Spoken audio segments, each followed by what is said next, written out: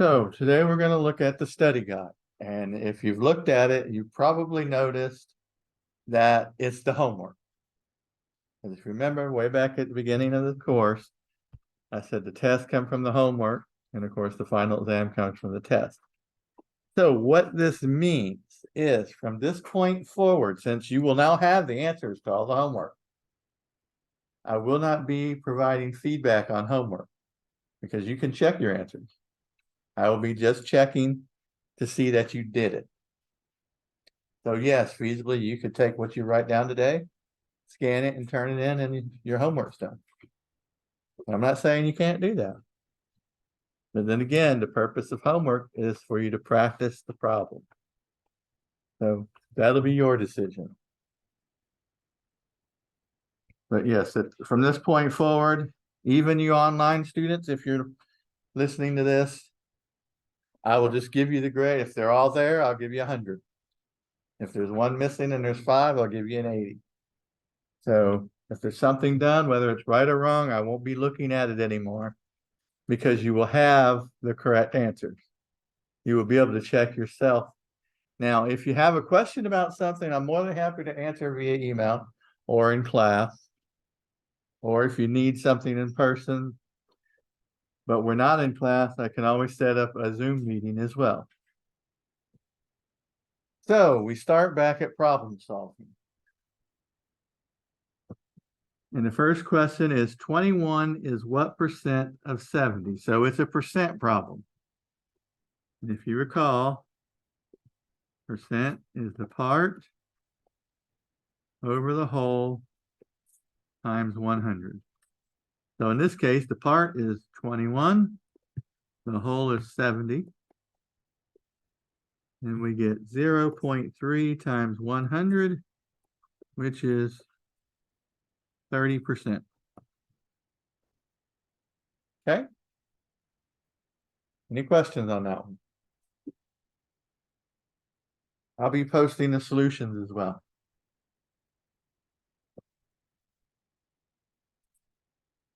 Now we have a proportion equation, and if you recall, to solve that, we simply cross multiply.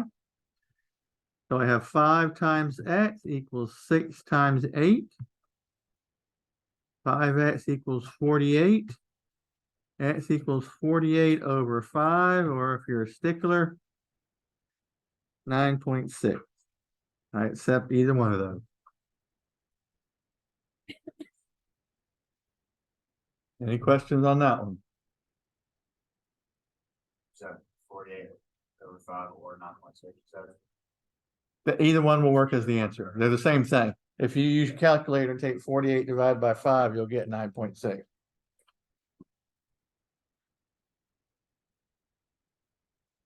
Next, how many seconds are in 2 hours?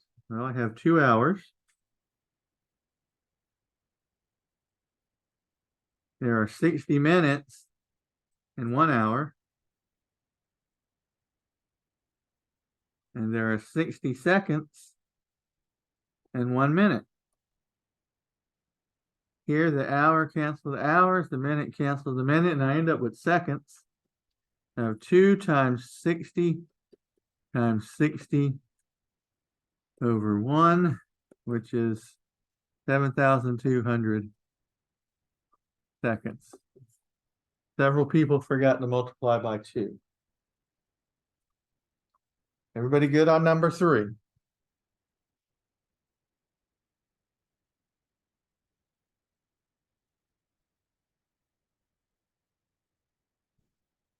See a couple people still writing.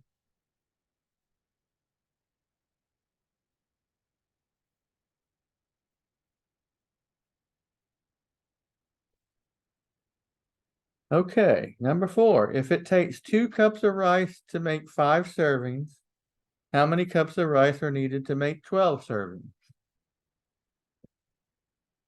Well, we have 2 cups to 5 servings.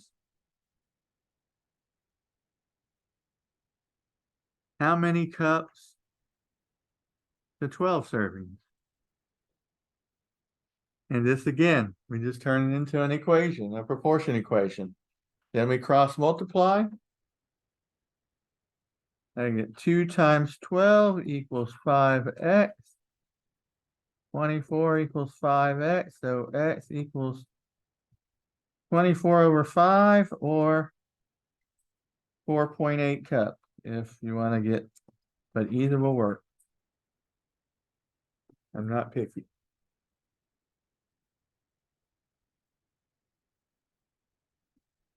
Is that the last one on the problem solving? Yep. Any questions on any of the problem solving problems?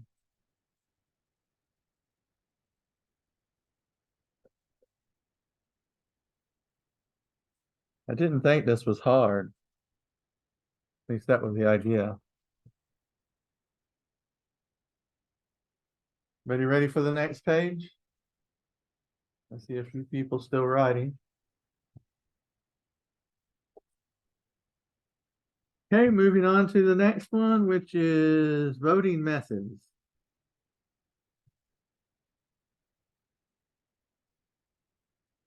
So we have our preference schedule. How many voters voted in this election? So I just need to take 8 plus 9 plus 11 plus 7 plus 7 plus 5. What was it? Anybody remember? It was 47, wasn't it? Yes. So there were 47 voters. How many votes are needed for a majority? Remember, a majority is more than half. Right? To get a majority, you have to have more than half. So if I calculate what is half of 47, and I can do that simply by taking 47 times 1/2, which is 47 over 2. Use my calculator, I get 23.5. Now I need to have more than half, so we bump it up to 24.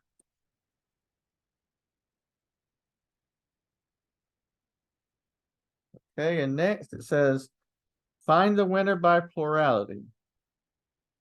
Plurality is the person who received the most first place votes. So we have 4 people, right? A, B, C, D. How many first place votes did they get? Well, A has 9 here and 7 here, which is 16. B has 8 and 7. C has 5. And D has 11. So who won by plurality? Who has the most first place votes? A.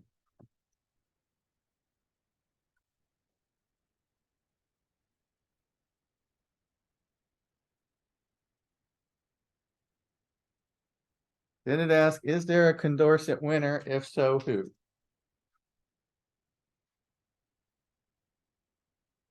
So that is, we take head to head, and if one candidate beats every other candidate head to head, they are the Condorcet winner. Only if they beat everybody else head to head. If there's a tie, there can't be a Condorcet winner because that person didn't beat every other person. So let's look what we have here. We'll start with A versus B. So we're going to look at A and we're going to look at B. How many times is A preferred over B? Well, here 9, and here 7, and here 5. So 9 plus 7 plus 5, which is what, 21? How many is B preferred over A? Well, we have 8, and we have 11, and we have 7, which is 26. So B is preferred over A. So far, so good, right? Now, there's a shortcut method. I don't know if I should do this or not. We already know, well, no, we can't. That's right, because we got to make sure everybody beats everybody, or somebody beats everybody. So now let's look at A versus C. So A and C. And how many times is A preferred over C? Well, there's this one, 9. And there's this one, 7. And then not that one, but this one, that's 7. So 2 7s, which is 23. And then C is preferred over A. Here, 8, 11, and 5. This is 24. So C is preferred over A as well. So essentially, we can pretty much be sure A is not the Condorcet winner because they're not favored. So again, let's look at A versus D. I have A and D.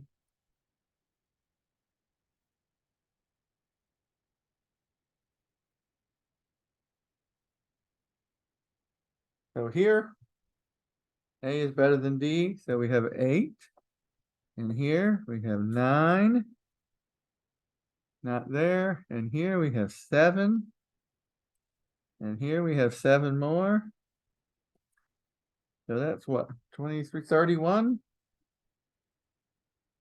And then D is 11 and 5. It's 16. So here A is preferred. Okay. So now let's look at B versus everybody.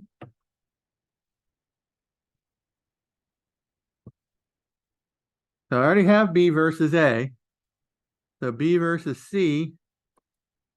I have B and I have C. And yes, I know it's tedious.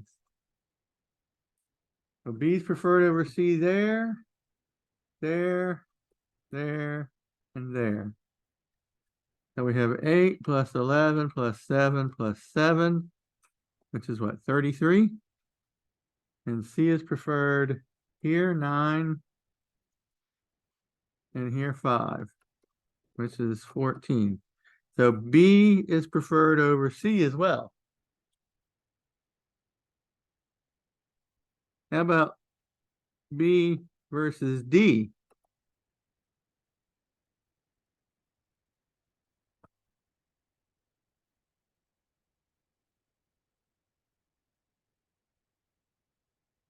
Okay, so looking, B here, B here, B here. So we have 8 plus 7 plus 7, which is 22. And D, 9, 11, and 5. 25. So D is preferred here. So there's one other thing to look at, and that's C versus D. We don't really need to do so, but just in case, C versus D.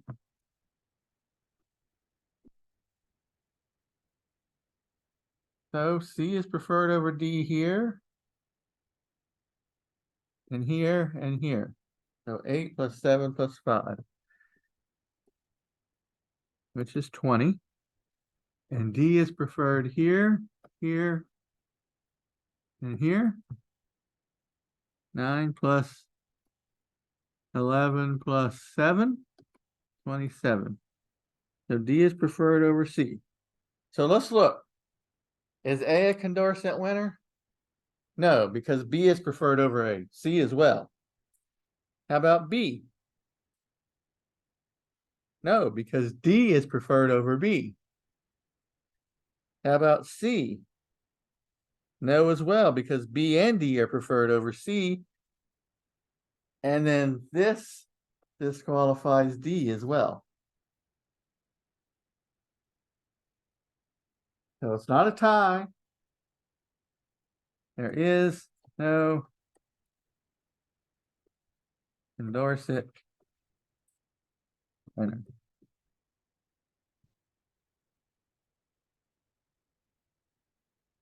I think, I don't even remember if I put one of those on a test. I'm not sure, but it could be.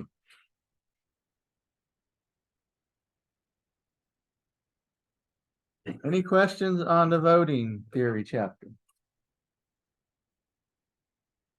Remember, a majority is more than half, so you find half. And if it comes out to an even number, you bump it up a whole number. If it comes up to a fraction or a decimal, you just bump it up to the next whole number. Everybody good? Last one. So consider the weighted voting system. Our quota is 11. We have players with a weight of 9, 6, 3, and 1. Answer the following questions. Are there any dictators? Is there anybody that has enough weight to pass it by themselves? I don't see anybody with a weight of 11, so not. Okay? Nope, can't do that. Identify the players with veto power. So just look at this one player at a time. What happens if player 1 doesn't vote for it? Will it pass? No. So that's telling me player 1 has veto power.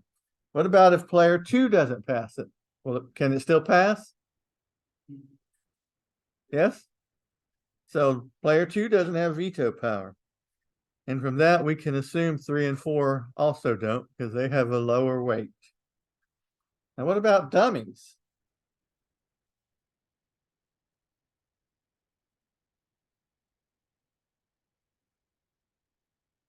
So for it to pass, I need 11. We've already determined since player 1 has veto power, we're going to have player 1 automatically. So I'm looking at a weight of 9. So if player 4 were to agree, would it pass? Okay. Now, if player 2 agrees, would it pass? Would it matter what player 4 does? No. How about if player 1 and player 3 agree, would it pass? Would it matter what player 4 does? So it doesn't matter what player 4 does. So player 4 is our dummy. Needs to put on some weight. I've got plenty he can have. Okay. Now we're talking the sequential coalition. Have a weighted voting system. I think it's the same one. Now remember, the sequential coalition, a pivotal player is the player who gives it the weight to pass. And by sequential, we mean they pass it in this order. So what we're saying here is player 4 says, yay, let's pass it. Well, with player 4, now we have a weight of 1. That's not enough to pass it. So player 3 comes in and says, okay, yeah, sure, why not? So that would add a weight of 3, but we still only have a total weight of 4, so it's not passing. Then player 1 comes in and says, okay, and now we have a weight of 13, which will pass it. So before player 1 said yes, it didn't pass. Once player 1 said yes, it did, which makes player 1 the pivotal player. Any questions?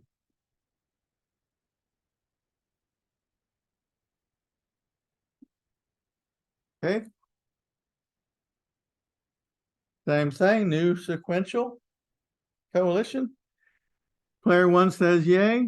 We have a weight of 9. Not enough to pass. Player 4 says yay. Now we have a weight of 10. Still not enough to pass. Player 2 says yes. It gives us a weight of 16. And then it passes. So that makes player 2 our pivotal player. That's it.